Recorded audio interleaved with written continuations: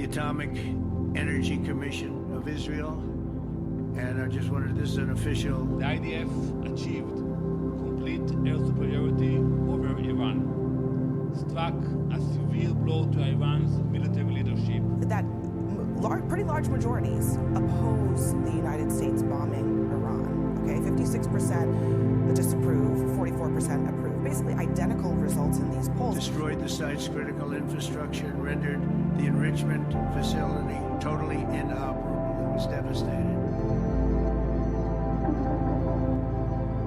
मैं हूं आपका होस्ट मंसूर गौरी और आज जिस मौजू पर हम बात करने वाले हैं वो मौजू है मौजूदा हालात का, ईरान और इसराइल के बीच चल रहे तनाज़े पर। इसके पीछे के असबाब जानने की कोशिश करेंगे हम, मगरबी जहनियत को जानने की कोशिश करेंगे हम, और इसमें हमारा साथ देंगे अरसल अहमद शेख, जिनको अब हम इस स्पेस का हिस्सा बनाएंगे और फिर इस कन्वर्सेशन को आगे बढ़ाएंगे।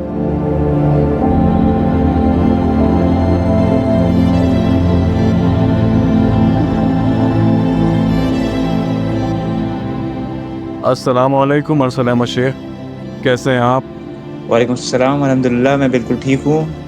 जिन्होंने हमें अभी अभी ज्वाइन किया है उनको हम बताते चलें कि रियलिटी रिमेन्स का मकसद ये है कि सिर्फ एक मौजू पे बात ना करना बल्कि दीगर मौजू पे बात करना।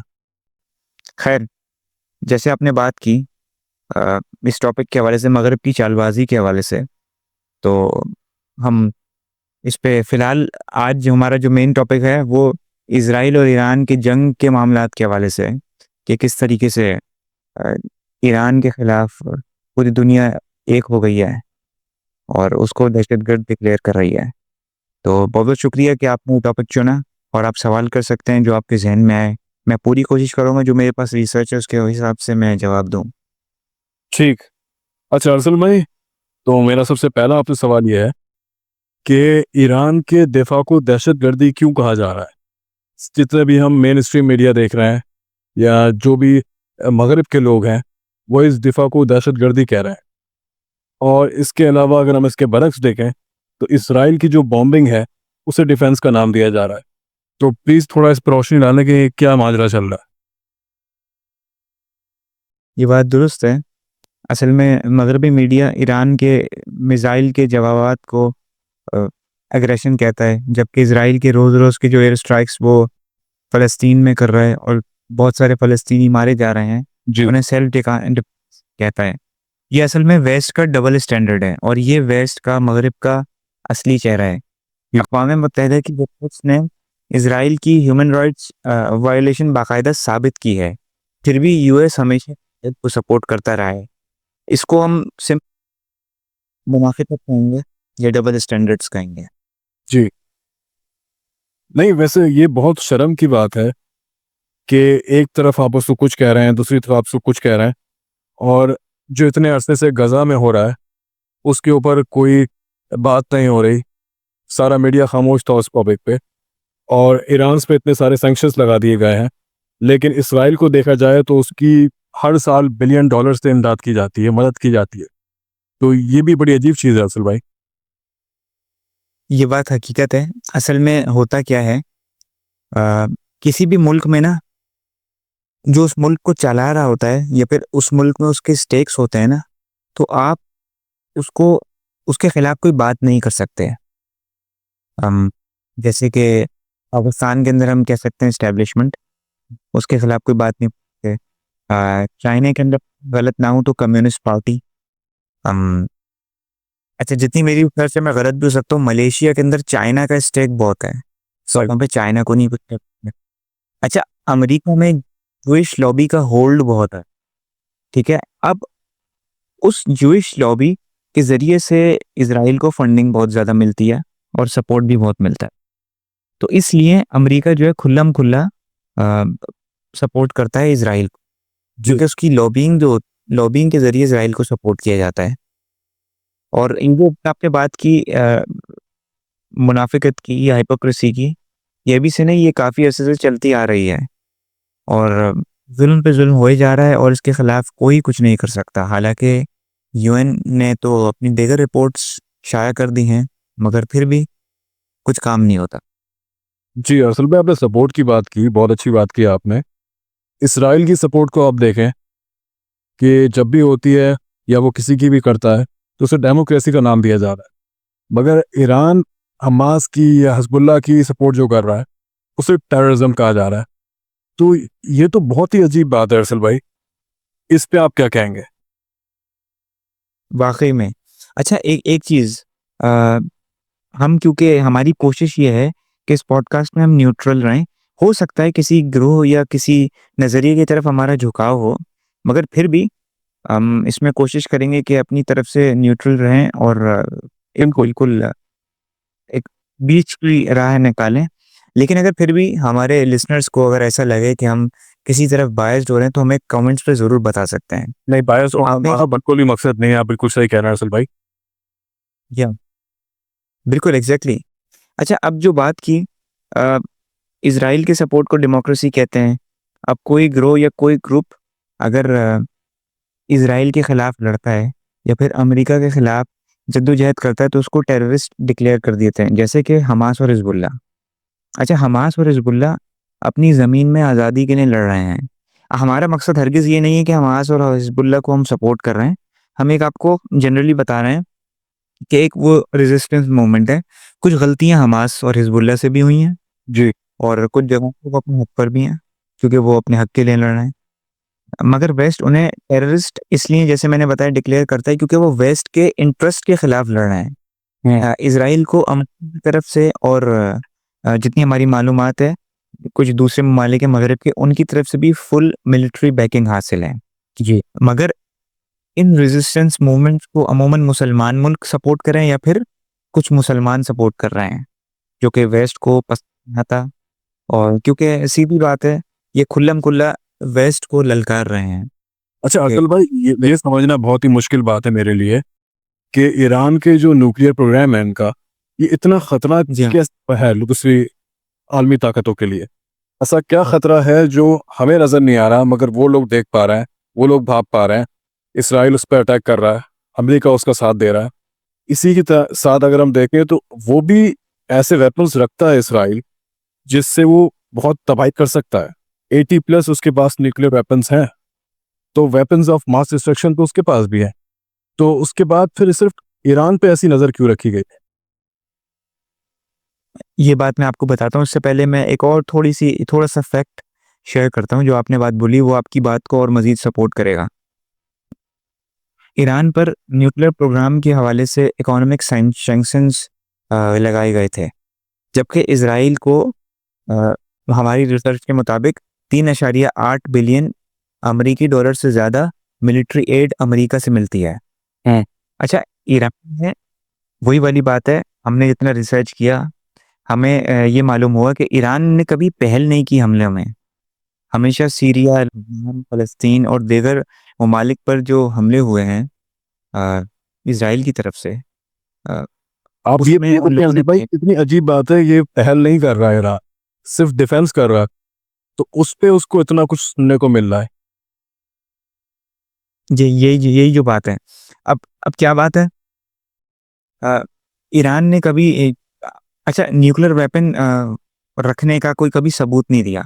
हो सकता है हमारे लिसनर्स ये बोलें कि नहीं, ये गलत कह रहे हैं, ईरान के पास तो न्यूक्लियर वेपन है। भाई देखें, है या नहीं है हमें नहीं पता। हम जो सबूत हमारे पास अवेलेबल हैं वेस्टर्न मीडिया में, और जो मीडिया में गर्दिश कर रहे हैं उसके हिसाब से कभी साबित नहीं किया, ना ईरान ने खुल्लम खुल्ला कभी बोला है। जैसे पाकिस्तान इस चीज़ का इकरार कर चुका है कि उसके पास न्यूक्लियर वेपन है, लेकिन क्योंकि ईरान ने नहीं बोला तो हम इल्ज़ाम नहीं लगा सकते।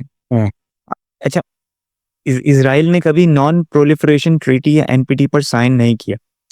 ये एनपीटी या नॉन प्रोलिफरेशन ट्रीटी एक ऐसी ट्रीटी है जिसमें बैनुल-अक़वामी सतह पर कोशिश ये की जाती है कि दुनिया से न्यूक्लियर वेपन्स और उसके अलावा जो न्यूक्लियर टेक्नोलॉजी है उसको रोका जाए या कम किया जाए। सही। मगर फिर भी सिर्फ ईरान को टारगेट करता है, और इसकी वजह हमें ये समझ आती है कि देखें, ईरान अच्छा एक अहले तशय्युह या शिया डोमिनेटेड कंट्री है। उसमें जो हुकूमत है वो शिया रिलीजियस लॉबी कहें या शिया रिलीजियस हजरात हैं उनकी है। सही। अच्छा, इसी तरीके अफ़गानिस्तान सुन्नी डोमिनेटेड कंट्री है और वहाँ पे सुन्नी हजरात की हुकूमत है। अब ख्वाह शिया हो या सुन्नी, जहाँ पर निज़ाम इस्लाम की बात आती है, कुदरती तौर पर ये चीज़ वेस्ट के इंटरेस्ट के खिलाफ हो जाती है, क्योंकि वेस्ट नहीं चाहता कि Islam as a system dominate करें। तो कोई भी मुल्क हो, पाकिस्तान हो, मलेशिया हो, टर्की हो या तुर्किया जिसका नया नाम है, वो इस्लामिक सिस्टम की बात करे या इस्लामी निज़ाम की बात करे, तो कुदरती तौर पर उसको एक आप ये कहें कि इग्नोर कर दिया जाएगा या फिर उसके खिलाफ दूसरी ताकतें इकट्ठी हो जाएंगी, और ईरान के साथ भी यही मामला है। आपने देखा कि कुछ अर्से पहले अफगानिस्तान की जो जंग इतने अरसे तक जो चली वो अब जाकर बंद हुई, वहाँ पर भी इसी इसी मामला के हवाले से जद्दोजहद चल रही थी। वो इस्लामी निज़ाम के लिए काम कर रहे थे। अब वो अपनी जगह सही हो या नहीं हो, ईरान या अफगानिस्तान, मैंने वही वाली बात बोली, हम न्यूट्रल एस्पेक्ट से बात करने की कोशिश कर रहे हैं। हो सकता है वो कहीं न कहीं एक्सट्रीमिस्ट हो सकता है वो अपनी जगह सही हो, लेकिन क्योंकि उनके साथ लेबल लगा है इस्लाम का, तो उनको आगे आने नहीं दिया जाएगा। जी सर, देखिए मेरी जो थोड़ी सी नॉलेज है और जितना मैं इल्म रखता हूँ, उसके हिसाब से मुझे तो ये समझ में आता है कि भाई इंसानी जान बहुत कीमती होती है। चाहे आप यहूदी हैं, मुसलमान हैं, या फिर आप किसी भी मसलक से ताल्लुक़ रखते हैं, एक इंसानी जान जो है उसका ख्याल रखना चाहिए। वो किसी की भी हो, उसकी इम्पोर्टेंस उतनी ही होती है। मगर अगर हम आजकल देखें तो इसराइल का डिप्लोमेट मरता है तो दुनिया रोना शुरू कर देती है, और वहीं दूसरी तरफ ईरान के किसी साइंटिस्ट को या किसी बहुत ज़बरदस्त बंदे को भी मार दिया जाए, किसी प्रोफेसर को, टीचर को, तो उस पर हर बंदा खामोश रहता है। जी हाँ, यही बात है। यकीनन आपको याद होगा 2020 में ईरान के साइंटिस्ट मोहसिन फ़खरज़ादे को मार दिया गया था, असैसिनेट किया गया था, बिल्कुल। और ये प्लेन आया था इज़राइल पर, और बाकायदा मैं भी टाइम्स ऑफ इज़राइल की ख़बर चेक कर रहा था, जिसका जो हेडलाइन थी वो ये थी, Mossad killed Iran's top न्यूक scientist with remote operated machine gun /NYT।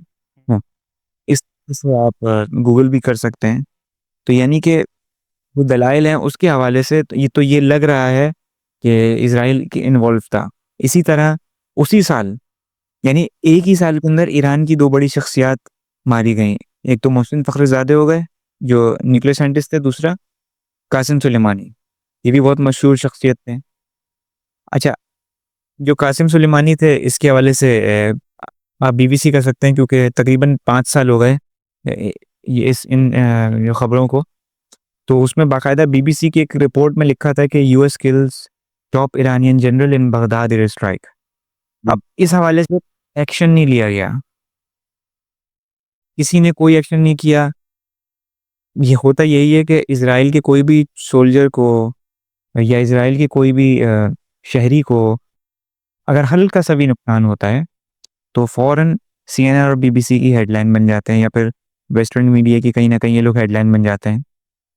तो ये लगातार चलते आ रही है, और इस बार बड़े अफ़सोस के साथ कहना पड़ रहा है, जिस तरीके की बर्बरियत जो इज़राइल ने की है गाज़ा में, उससे तो बिल्कुल साबित हो गया है, जो पहले बहुत सारे ऐसे लोग होंगे शायद वो इज़राइल के सपोर्ट पे होंगे, अब तो वो भी इज़राइल के खिलाफ हो गए होंगे सिर्फ इस हरकत की वजह से। तो अब ये जितनी कोशिश कर लें, ये अपने गुनाहों को छुपा नहीं सकते। बिल्कुल। अच्छा अरसल भाई, आपकी बातों से मुझे ये लग रहा है कि ये जो बेस्ट है ये मुसलमानों के ख़िलाफ़ है, मगर एक बहुत बड़ी मिसाल है हमारी, और वो है मिसाल मलाला की, कि उसके हक़ में तो वेस्ट ने बड़ा अच्छा स्टैंड लिया है और बड़ा सपोर्ट किया है, हालांकि वो तो मुसलमान है। तो क्या ये कहना सही रहेगा कि वेस्ट सिर्फ उन मुसलमानों का साथ देता है जिसको वो अपने मुफाद के लिए इस्तेमाल कर सकता है, जो उसके अपने फ़ायदे के लिए अच्छे होते हैं? जी हाँ, ये कह सकते हैं, और ये बात अगर आप बहुत सारी एग्जांपल्स को देखें तो ये बात सबूत के तौर पर भी पेश की जा सकती है। आपने मलाला की बहुत अच्छी मिसाल दी। अ, आप ये देख सकते हैं इस बार जो अ, इज़राइल ने जो गज़ा में किया फ़लस्तीनियों के ख़िलाफ़, आप देखें अरब ममालिक में कितने अरब ममालिक के लीडरान ने इस बात के ख़िलाफ़ आवाज़ उठाई। जी, बिल्कुल। अच्छा, नहीं उठाई, ठीक है? अब क्योंकि इन ममालिक का या इन ममालिक के लीडरान का वेस्ट के साथ एक गठजोड़ है, या फिर क्योंकि वेस्ट के उनके साथ इंटरेस्ट्स हैं और इन लोगों के वेस्ट के साथ कोई ना कोई मफादात हैं, तो इसलिए इनका गठजोड़ है। हालांकि ये हैं तो मुसलमान, अब मगर क्योंकि दोनों के मफाद मिलते हैं तो इसलिए वेस्ट इनका साथ देता है या फिर वेस्ट के खिलाफ ये कोई बात नहीं करते। हालांकि हमने देखा कि अफ़गानिस्तान, इराक, लीबिया, शाम में मगरिब की बहुत ज़्यादा इंटरफेरेंस हुई, या तो किसी न किसी न्यूक्लियर किसी न किसी नेचुरल रिसोर्स की वजह से, या फिर कोई और इंटरेस्ट था वेस्ट का या इज़राइल का। मगर क्योंकि कश्मीर में, यमन में, गाज़ा में उनका कोई इंटरेस्ट नहीं है, या फिर ये कहें कि जो लोग मिसाल के तौर पर पाकिस्तान इंडिया की जंग हो रही है, अब कश्मीर कश्मीर के जो मामलात हैं वो ये बेसिकली डिस्प्यूटेड टेरिटरी है दोनों ममालिक के दरमियान। अब मिसाल के तौर पर अगर इंडिया अमेरिका के साथ है तो अमेरिका कभी भी इस पाकिस्तान का cause of getting Kashmir support नहीं करेगा। आपने देखा कि क्योंकि अमेरिका बहुत बड़ा सपोर्टर है इसराइल का। अब इसराइल फ़लस्तीनियों के खिलाफ लड़ रहा है, गाज़ा में वो जुल्म कर रहा है, तो अमेरिका कभी भी इसराइल के खिलाफ नहीं बोलेगा।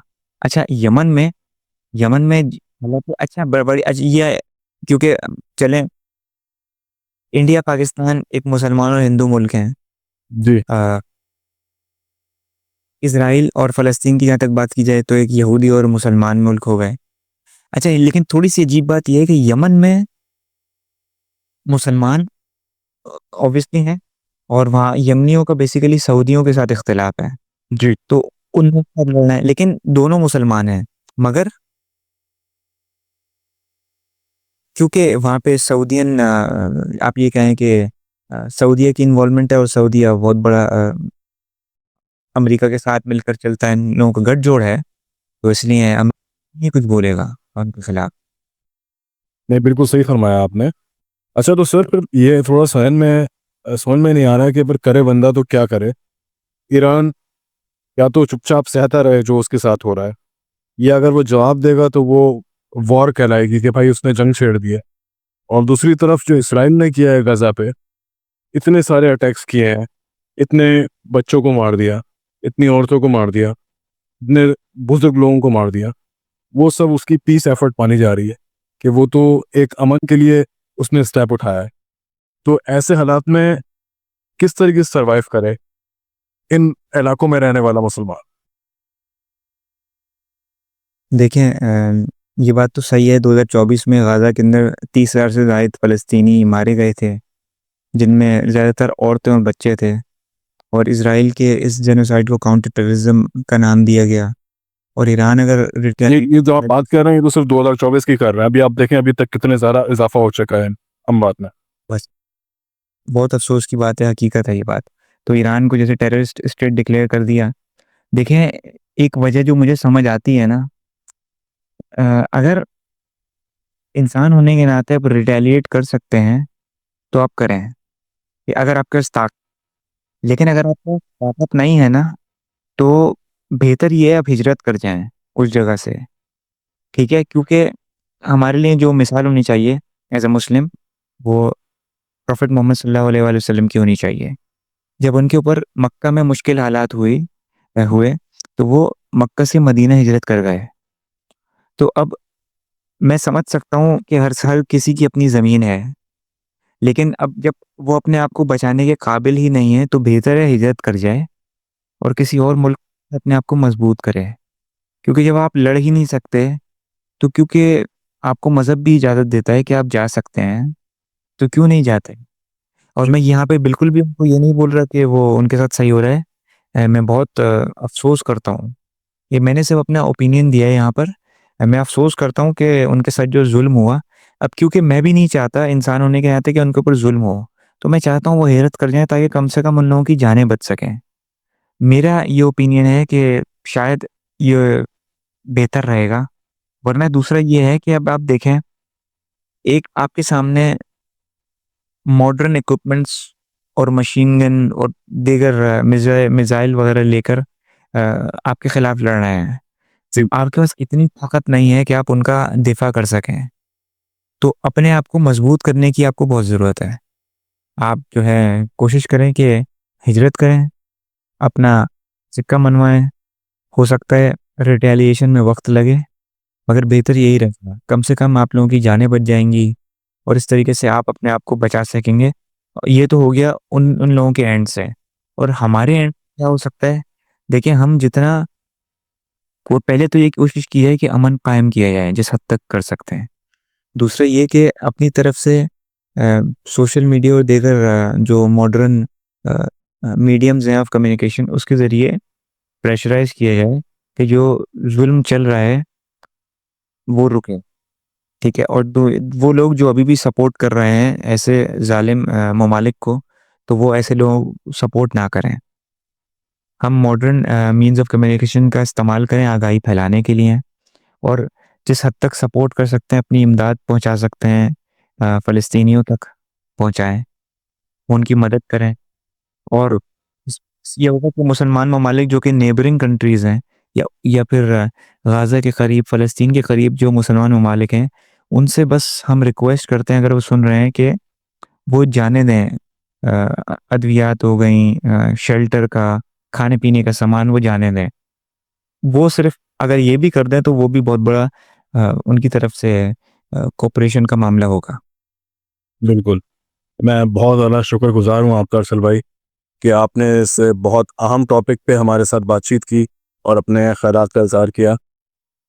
ये टॉपिक तो बहुत अहम था, और आपने जितने भी ओपिनियंस अपने हमारे सामने रखे, ये आपने अपनी आवाज़ के ज़रिए रखे।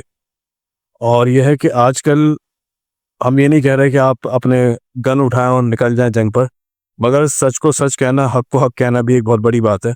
इसके ऊपर आवाज़ उठाना भी एक बहुत अच्छी चीज़ है कि आप में इतना सेंस है कि आप आवाज़ उठाने की ताकत रखते हैं, क्योंकि आवाज़ उठाना कोई इतना बड़ा काम नहीं है जैसे आप कोई जंग कर रहा है। तो आजकल लोग आवाज़ नहीं उठाते इन अहम टॉपिक्स पे, और आपने जिस तरीके से बात की इन अहम मौजू पे, इसके लिए मैं आपका बहुत ज़्यादा शुक्रगुज़ार हूँ। दोबारा मैं आपका शुक्रिया अदा करता हूँ, और इंशाल्लाह उम्मीद करता हूँ कि अब हमारा जो नेक्स्ट एपिसोड आएगा उसमें हालात बेहतर हो चुके होंगे, और जंग का माहौल ख़त्म हो चुका होगा, और अमन कायम हो चुका होगा इंशाल्लाह। इंशाल्लाह, ज़रूर। और मैं एक ऐड करता हूँ छोटी सी बात। हो सकता है हमने अपनी तरफ से जो बात की उसमें कोई ना कोई गलत फैक्ट शेयर हो गया हो, या फिर हमने कोई गलत ओपिनियन शेयर कर दिया हो। तो जो हमारे लिसनर्स हैं उनसे रिक्वेस्ट है कि वो भी इस गुफ्तगू का हिस्सा बन सकते हैं अपने कमेंट्स के ज़रिए। हमें ज़रूर आगाही कीजिए, हमें मैसेज भेजिए, बताइए कि हमने कहाँ गलती की है। जितना आप हमें बताएंगे उतना हम अपने आप को इम्प्रूव करेंगे। बिल्कुल। अच्छा, ओपिनियंस तो ये होता है, हर बंदे का अलग होता है, अपना नज़रिया होता है। तो ओपिनियंस में मैं नहीं मानता सही गलत को ज़्यादा। ये तो आपका अपना नज़रिया है जो आपने अपने सामने रखा है। हर बंदे का नज़रिया अलग हो सकता है, बट जो हकीकत है वो हकीकत है। वो नज़र आ रही है हर जगह पे। सोशल मीडिया का दौर है, तो जो जहाँ पे नुकसान हुआ है जाने, या जो जाने गई हैं, वो तो गई हैं सच में। इसमें कोई ऐसी बात नहीं है कि हम सिर्फ ईरान का साथ देने बैठे हैं यहाँ पे, या इसराइल के ख़िलाफ़ ही बात करेंगे। हम सिर्फ बात कर रहे हैं सही बात की। और आजकल के ज़माने में जहाँ हर तरफ बेहसी फैली हुई है, उसमें अगर हम बात भी करें और स्टैंड लें, तो ये एक हमारी आवाज़ उठाना भी बहुत बड़ा अजर और सवाब का काम हो सकता है। तो अगेन शुक्रिया, और उम्मीद करता हूँ जिन लोगों ने भी हमारी पॉडकास्ट सुनी होगी वो भी समझ सकेंगे हमारी बात को, और इसको आगे से आगे शेयर करेंगे हमारी बात को। और इंशाल्लाह नेक्स्ट एपिसोड्स में अगर आप लोग भी हमें ज्वाइन करना चाहें तो कर सकते हैं। ये पॉडकास्ट आप सुन सकते हैं ट्यून इन रेडियो पे, iHeart पे, और इसके अलावा ये यूट्यूब पे भी अवेलेबल है। तो इंशाल्लाह नेक्स्ट टाइम तक जब आपको मुलाकात के लिए दोबारा ज्वाइन करेंगे। अल्लाह हाफिज़।